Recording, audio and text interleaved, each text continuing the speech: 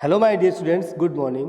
VPIC online classes welcomes you. I am your English teacher Rajan sir. Dear students, how are you all? I hope you are happy and safe in your home and enjoying online classes. Dear students, today I will teach you the summary of the lesson, The Happy Prince. So without delay, let's continue. बेटा इस lesson को मैंने आपको पढ़ा दिया है, लेकिन जिसके पैसेजेस हैं वो बहुत सारे दिए गए हैं, इसलिए मैं क्या कर रहा हूँ, आपको लेसन की समरी बता दे रहा हूँ। आपकी उसमें जो स्टोरी है वो लिखी हुई है, उस स्टोरी को आप अच्छे से पढ़ लीजिएगा। जो भी प्रॉब्लम हो आप बताइएगा। तो हम लोग आज देख लेते हैं कि हमारे जो लेसन है द हैप्पी प्रिंस, इसकी समरी क्या है, और जान लेते हैं जो हैप्पी प्रिंस की कहानी है। और आप लोग अच्छे से पढ़ते रहिएगा, जो भी प्रॉब्लम आए आप बताते रहिएगा। शुरू करते हैं। Happy Prince.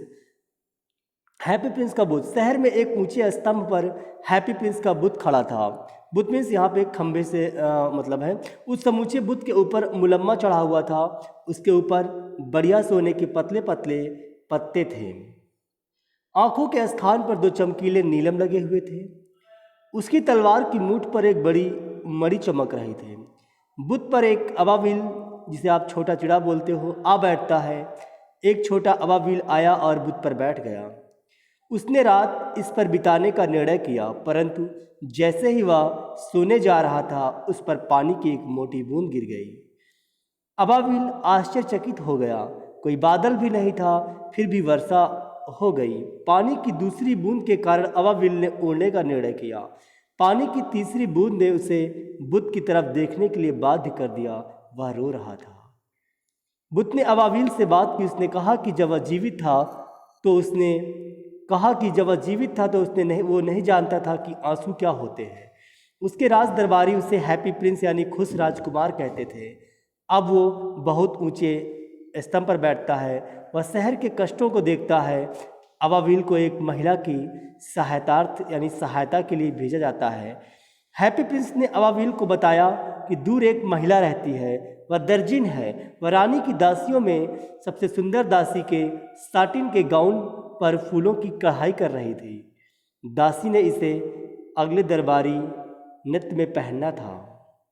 बिस्तर पर उसका छोटा लड़का बीमार पड़ा हुआ था। वह बुखार से पीड़ित था। हैप्पी प्रिंस ने अबाबिल को उसकी तलवार की मूठ से मणि निकालने के लिए कहा। उसे महिला को देना चाहिए। अबाबिल महिला की सहायता करता है। पहले तो अबाबिल ने कहा कि उसके मित्र जो है वो मिस्र में जा चुके हैं, वे मिस्र में उसका इंतजार कर रहे हैं, परंतु हैप्पी प्रिंस ने उसे एक रात रुकने के लिए कहा। अबाबिल मान गया। उसने मणि को निकाला और महिला के घर उड़ गया। डियर स्टूडेंट्स, ये जो समरी है द हैप्पी प्रिंस, आप इसे ध्यान से वाच करते रहिएगा।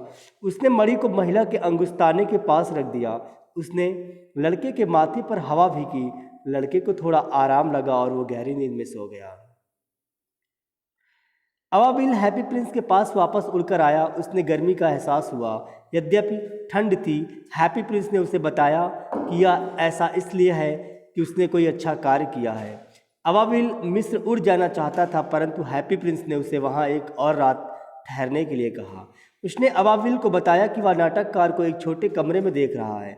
वह रंगशाला के निदेशक के एक नाटक को समाप्त करने की कोशिश कर रहा था, परंतु उसे इतनी ठंड लग रही थी कि वह लिख नहीं सकता था। उसे भूख भी लगी थी। उसने अबाबिल को कहा कि वह उसकी आंखों से एक नीलम निकाल ले और उसे नाटककार को दे दे। अबाबिल हैप्पी प्रिंस के पास उड़कर आता है। नाटककार ने नीलम को देखा, वह खुश हो गया।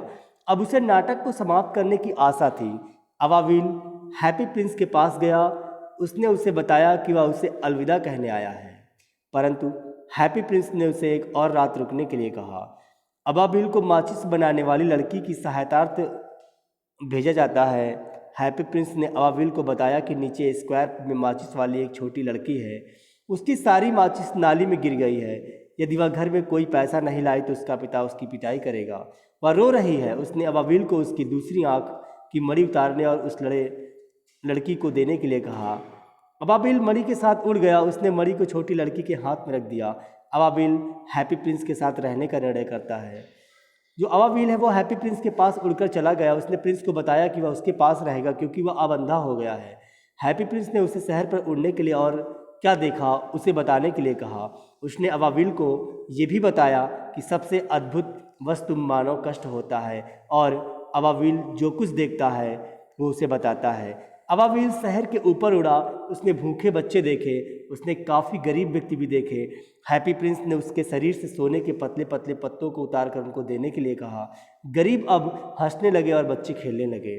कभी बर्फ गिरने लगी और फिर पाला। हर एक वस्तु सफ़ेद दिखाई देती थी, परंतु छोटा बेचारा अबाबिल ठंड होता गया। परंतु उसने हैप्पी प्रिंस को नहीं छोड़ा। फिर भी वह और अधिक जीवित नहीं रह सकता था। अंत में वह जान गया कि उसकी मृत्यु समीप है। अबाबिल ने प्रिंस को कहा कि वह उसे उसके हाथ चूमने की अनुमति दे दे।